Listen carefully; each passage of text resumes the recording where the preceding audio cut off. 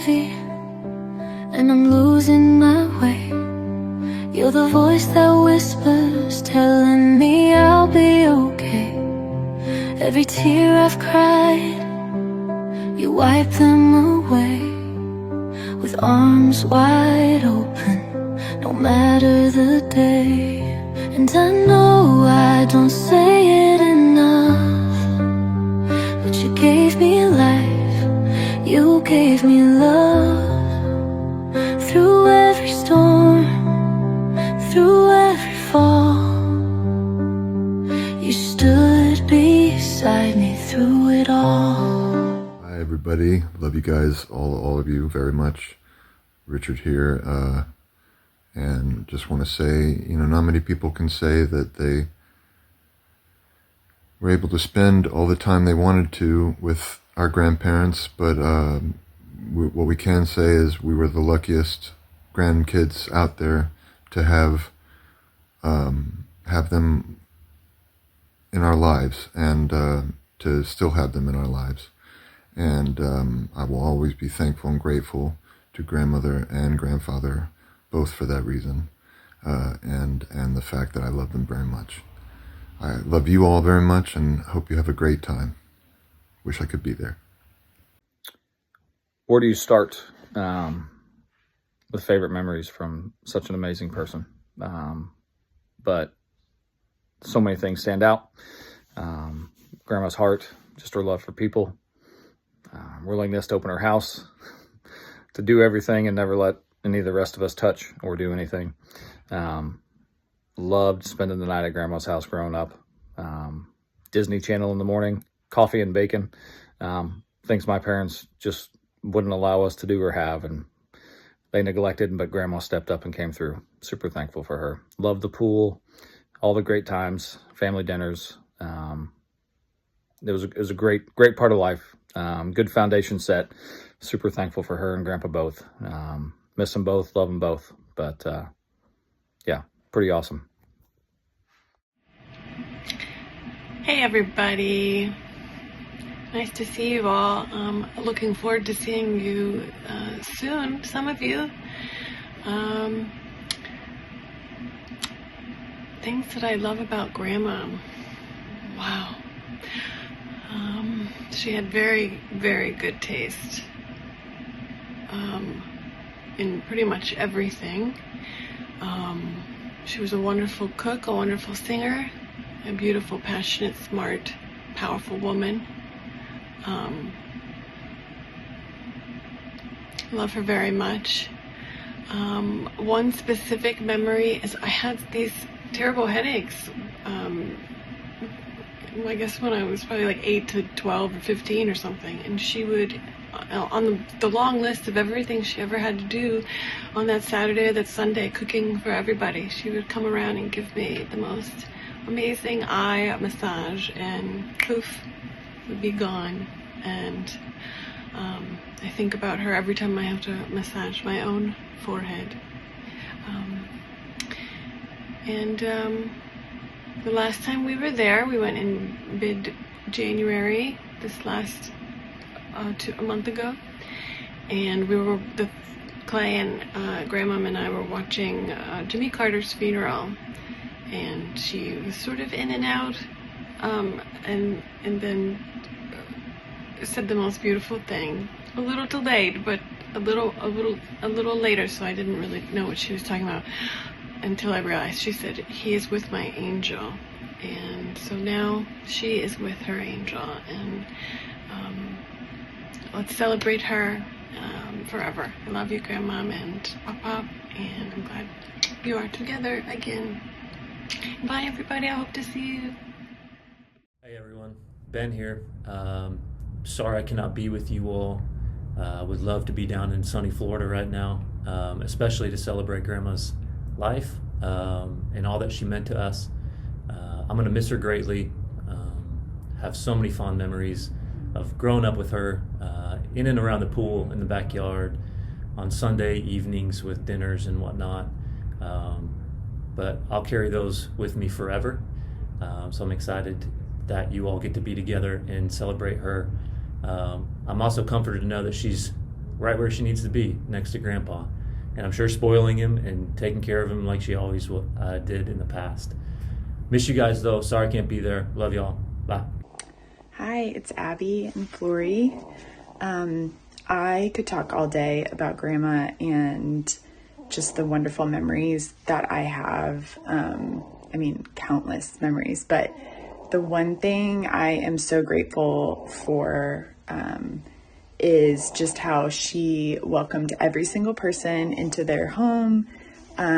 She really valued family time, and especially around the table, sharing meals together and just being together as we eat.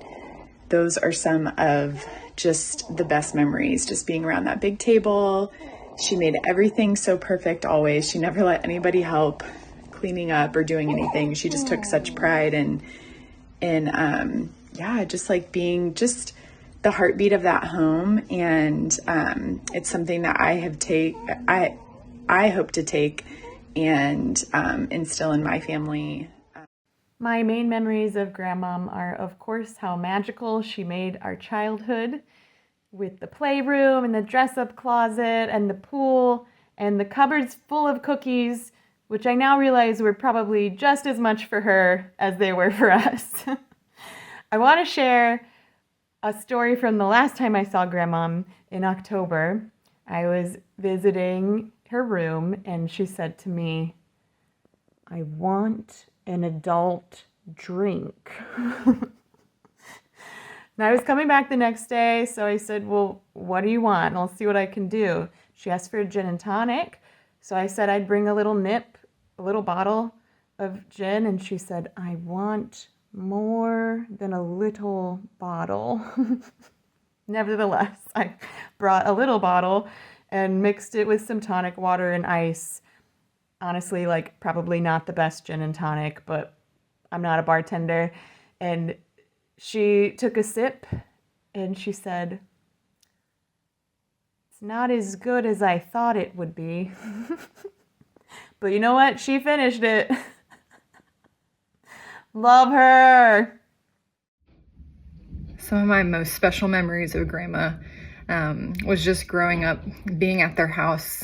They were so inviting, and whether it was the sleepovers that we had with the cousins and we got to sleep under the dining room table and we woke up to the smell of bacon and coffee, just making everything super special. As a kid, it was just so fun to be there. All the pool parties that we had, the dressing up, going into her closets with all those dresses and necklaces and hats and fun things, and we put on shows for her. She was just someone who made you feel loved and super special. Everything was always so inviting, and I have so many special memories growing up with her, and I'm so grateful. I love you, Grandma. I could not be more grateful to have a grandmother who was as loving and supportive and kind and giving as Memom. I remember all the sleepovers that we would have, sleeping under the dining room table with all of our cousins, camping out. She'd cook us breakfast in the morning. She cooked us lunch every Sunday after church. I still have a voicemail saved on my phone that I'll have saved forever, if I can, of her cooking an onion pie that I'll have to show everybody there later. But she was an amazing woman. Her love for music, her love for us, she's gonna be missed. When I think about Memom, I think about how kind and caring and loving and charismatic she always was. I think any room that she walked into, she lit up and people gravitated towards her just because she is such a warm human being. And, you know, when I sat down and started thinking about all the memories that we've had together, it's the simple ones that stood out, you know, water balloon fights in the pool, or dress up, or tea parties, or, you know, slumber parties under the table. It's just, we have so many great memories together, all of them being so simple. And if we can keep her alive and her memory alive in any way and take something away from her legacy, I would say we should keep creating memories and staying committed to creating, those small moments with each other, because you never know which one you're going to be remembered by. And most of the time it's the simple things. So I'm going to miss her forever. And wherever you are, Memom, love you so much. Continue to watch over us. Hey everyone, Zach here. It's obviously tough to pick a favorite memory with Grandma. There's a lot to choose from, but one that made me just chuckle thinking back on it was coming into their house, and you can always smell what she's cooking. She's busy in the kitchen, probably had been for hours, but you give her a hug and sneak a taste of something, whether it's mashed potatoes or whatever she was cooking. And yeah, she would nag at you in the moment, but I think secretly she loved it a little bit. But yeah, just the joy that she could bring and how she cared for people was something that I think we'll all remember the rest of our lives. I have a lot of memories of me, Mom, and Pop Up, but the biggest memory I have of me, Mom, is she would sing to me and Noah every night without fail whenever we'd go and spend the night. She would sing us all kinds of lullabies, and she would make sure that she turned on the wave machine, because we always liked that, and she had a little tiny TV in the guest room that we slept in, and she would turn that on with a black and white movie, and that was always fun to watch. Yeah, there's a lot, but that's just the biggest one that I've thought about.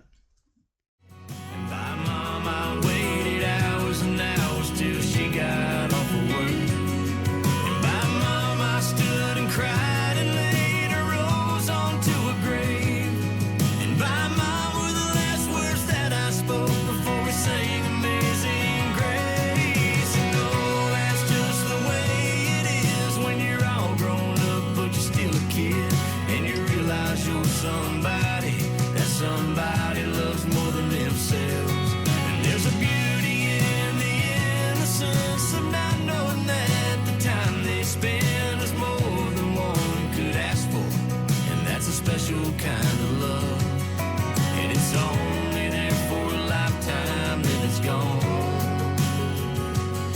It's only there for a lifetime, then it's gone, and it's by Mom. Yeah, bye, Mom.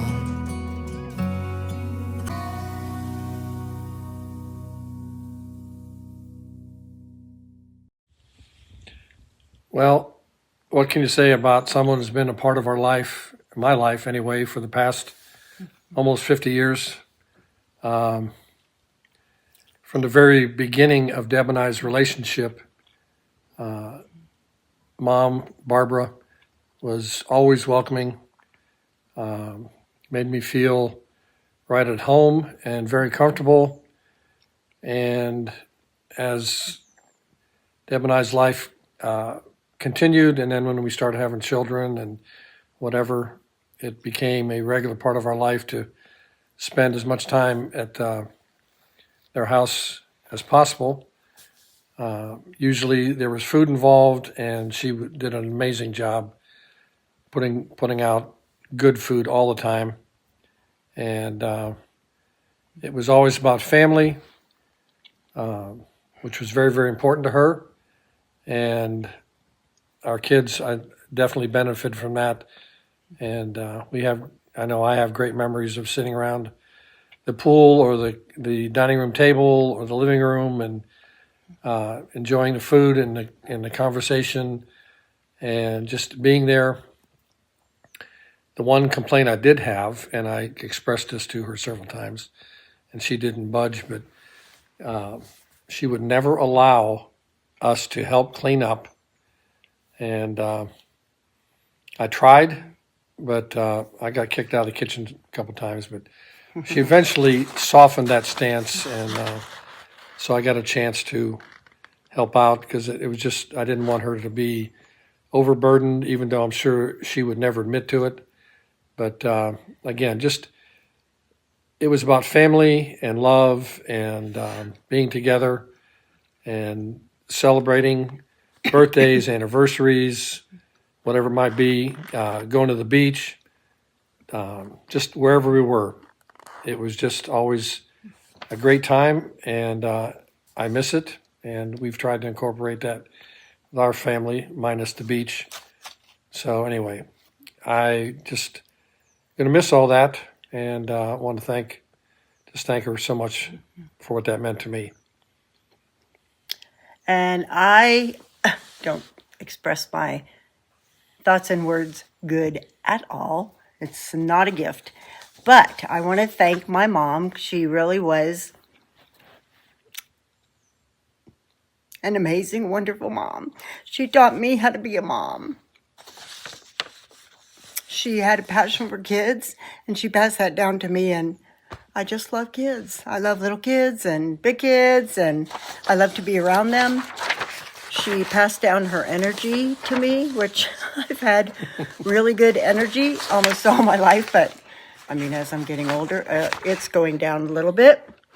I feel like my mom is the bravest woman I know and have known. She did not have an easy life growing up, and she helped raise her siblings and went through the Depression and went through medical things that bothered her, cleaned somebody's house and broke her back.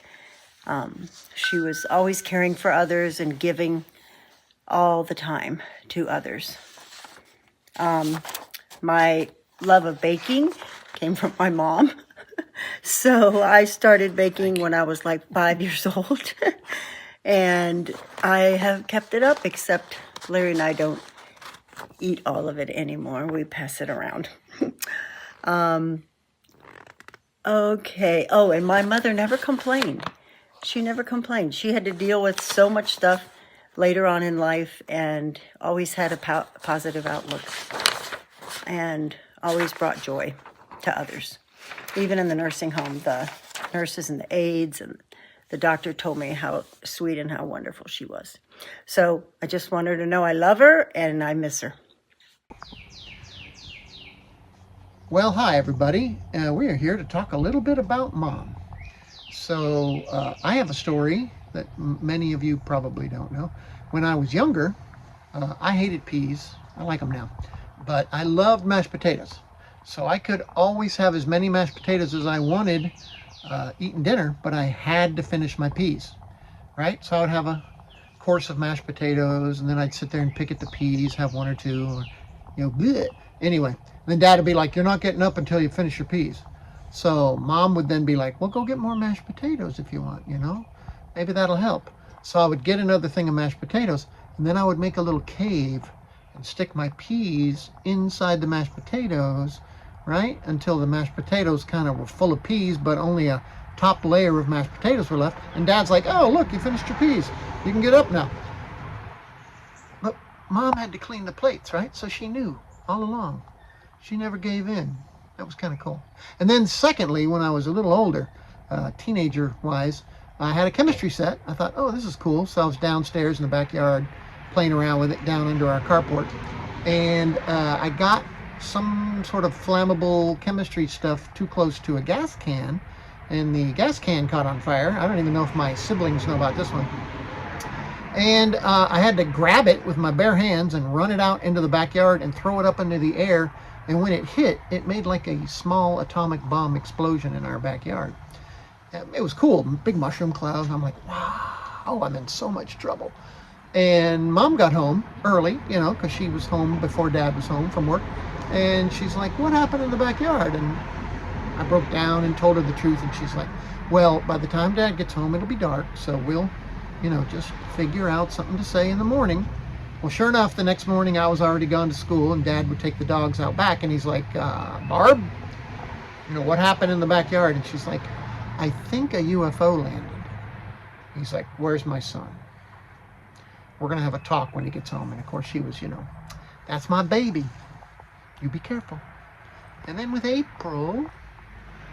I have a lot of stories that I could tell that are funny and sweet and sentimental. Like when we went on the bourbon tour with Alyssa in Kentucky, and she's the only one that liked the bourbon.